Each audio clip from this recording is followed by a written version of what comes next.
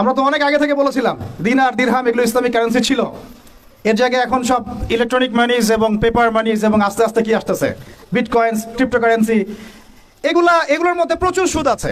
এগুলো হচ্ছে সূক্ষ্মভাবে আমাদেরকে সুদখোর বানানো হচ্ছে। আমাদেরকে সুদখোর বানালে পশ্চিমাদের লাভ কি? আপনার দোয়া কবুল হবে না। তাই সংগ্রাম একমুখী না, আমাদের সংগ্রামটা কিন্তু বহুমুখী। শুধুমাত্র দাওয়া না, শুধুমাত্র সংস্কৃতিই না, শুধুমাত্র রাজনৈতিক ভীষণই না, আমাদের সংগ্রাম কিন্তু অর্থনৈতিকও। রিজিক হালাল না হলে কিন্তু আমাদের আমল কবুল হচ্ছে না।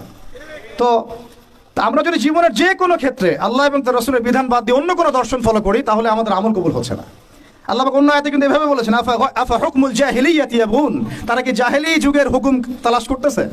ওয়ালাহু আসলামা মান ফিস সামাওয়াতি ওয়া মান ফিল আরদ তাওআন আও কারহা ওয়া ইলাইহি ইরজিউন।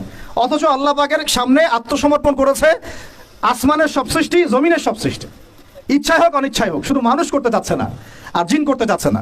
অথচ এই দুই জাতিকে আল্লাহ পাক পাঠিয়েছিলেন ইবাদত করার জন্য, পুরো জীবন ব্যবস্থা ইসলাম দিয়ে সাজানোর জন্য।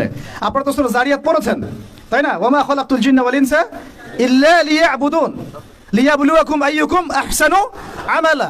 আল্লাহ পাক আলী ইমরানে বলেছেন না যে কুল্লু নাফসিন যায়িকাতুল মাউত, তারপরে কি হবে?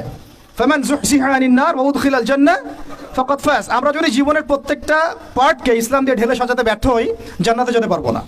এটা আমাদের একটা মৌলিক মেসেজ আজকে বইমেলা থেকে, যে পরিপূর্ণ জীবনে ইসলাম প্রতিষ্ঠা করুন ইনশাআল্লাহ। শুধু জীবনের একটা আংশিক বিষয় ইসলাম নিয়ে পড়ে থাকলে চলবে না, জীবনের প্রত্যেকটা জায়গায় ইসলাম দিয়ে ঢেলে সাজাতে হবে। উদখুলু ফিস সিলমি, বলেন একসাথে, উদখুলু ফিস সিলমি, পরিপূর্ণরূপে দিনে প্রবেশ করেন। দিনের ব্যাখ্যা আগে বুঝতে হবে। এটা হলো দিন, মায়া দিনুক।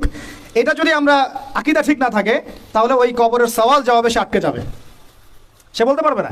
কেউ যদি আল্লাহ পাকের সাথে শিরক করে, সে কিন্তু মান রব্বুক উত্তর দিতে পারবে না।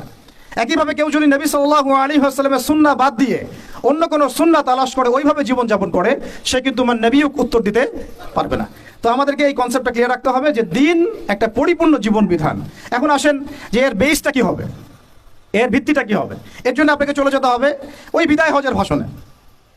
বিদায় হজের ভাষণ তো মোটামুটি আপনারা জানেন, আমি আশা করছি। আপনারা তো একটা ইলমি পরিবেশে থাকেন, এই জন্য আমি টাচ করে যাচ্ছি, সবগুলো বলার সময় পাচ্ছি না।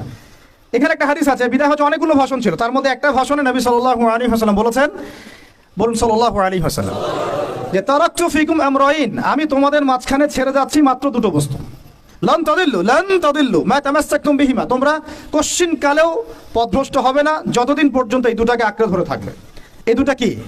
কিতাব আল্লাহ, আল্লাহর কিতাব, আর কি বলেন? নবীর সুন্নাহ। তো এখন কিতাব এবং সুন্নাহ আমাদের সামনে স্পষ্ট, এবং এই কিতাব এবং সুন্নাহর সাথে সাহাবায়ে কেরাম রাদিয়াল্লাহু আনহুম আজমাইন তাদের মানহাজ নিতে হবে কি হবে না? এই জায়গায় কিন্তু আমাদের অনেক প্র্যাকটিসিং মুসলিম ভাইয়েরও আকীদার মধ্যে গলদ আছে। অনেকে মনে করেন যে খালি কোরআন এবং সুন্নাহ আমি সরাসরি নিব, সাহাবীদেরকে আমি নিব না। এই আকীদা ঠিক না ভাই। সাহাবীদেরকে ছাড়া আপনি কোরআন এবং সুন্নাহ সরাসরি মানতে পারছেন না।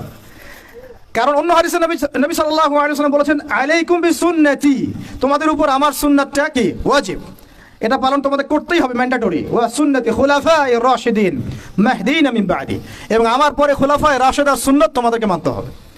তাহলে এটা হলো আমাদের পিলার, যে আমরা ইসলাম মানব পরিপূর্ণ জীবনে কোরআন এবং সুন্নাহকে সামনে রেখে, এবং সাহাবায়ে কেরাম রাদিয়াল্লাহু আনহুম আজমাইন তাদের ফাহম অনুযায়ী, তাদের বুঝ অনুযায়ী। ক্লিয়ার কথা?